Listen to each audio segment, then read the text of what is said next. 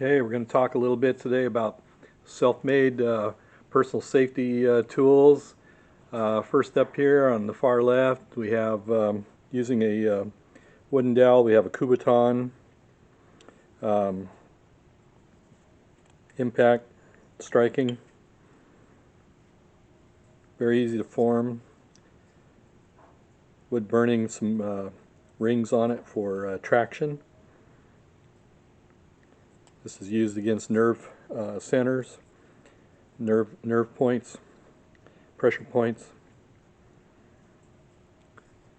Next we have a little more advanced model, Capo Stick. This has a strap around the back so you can retain it in your hand. Again, impact weapon for self-defense, for delivering strikes against pressure points, soft targets, painful targets. Could hit the fine bones in the back of the hand, shatter them if somebody's coming at you trying to grab you. So we have the Capo Stick. Here you have the a monkey fist. You can buy them in the store. They usually have a ball bearing, but with a little bit of paracord and a nut from the hardware store, you can make your own. They usually run in the store. You can usually get them for, oh, I don't know, probably $10 or so. You can make your own for probably under $1 if you have the paracord laying around and an old key ring and a big nut. Next we have an impact weapon made from a discarded railroad spike that was found. You have a sharp point here, and then on the other end you have a very blunt hammer type end. You can also use this point as a come along. You can grab the earlobe and drag a person.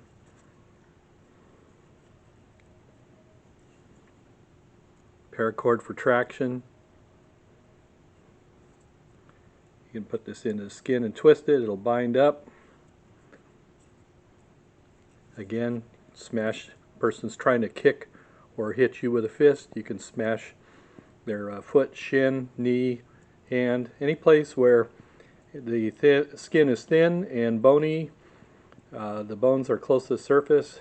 You have a very good chance of inflicting some very good pain to drive the person away from harming you.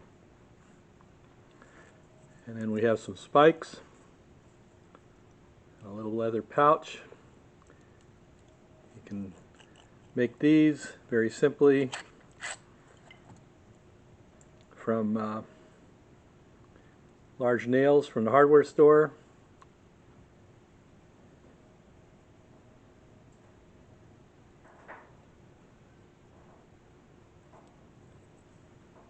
You can use this as a pain applier, pressure points.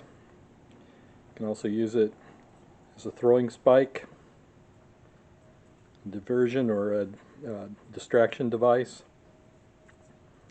Certainly could poke and boga, back off, get away a person that's trying to harm you.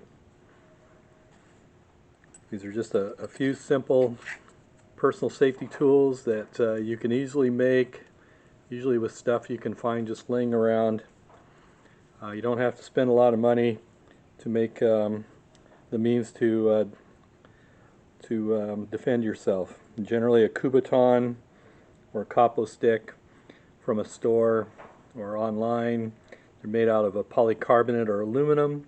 They're fine, but they're going to cost you anywhere from $5 to $10.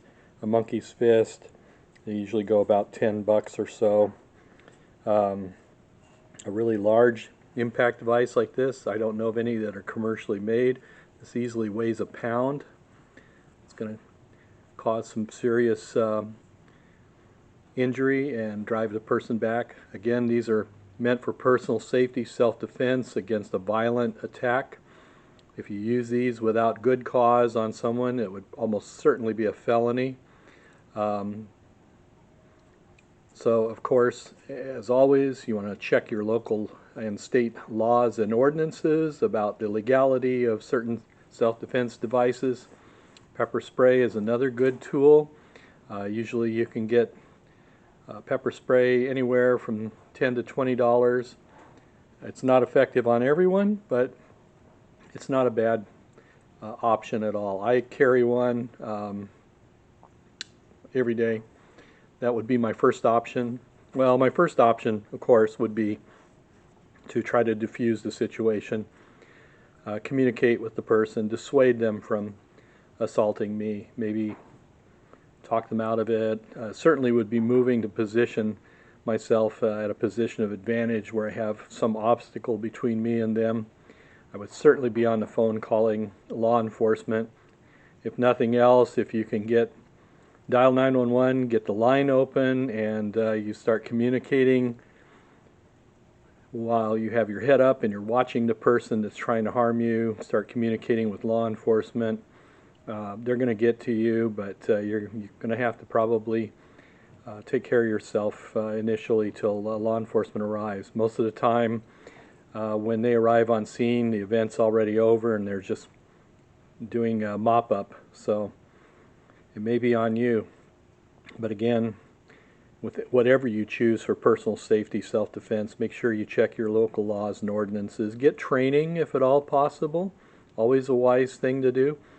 Local law enforcement agencies often have seminars, personal safety seminars. They'll bring in somebody from the local sexual assault response program to talk about the services they offer, and they will probably do a little bit of training on awareness and avoidance.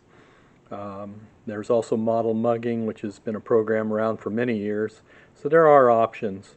So check them all out. Okay, that's all I have for you now. Have a great day.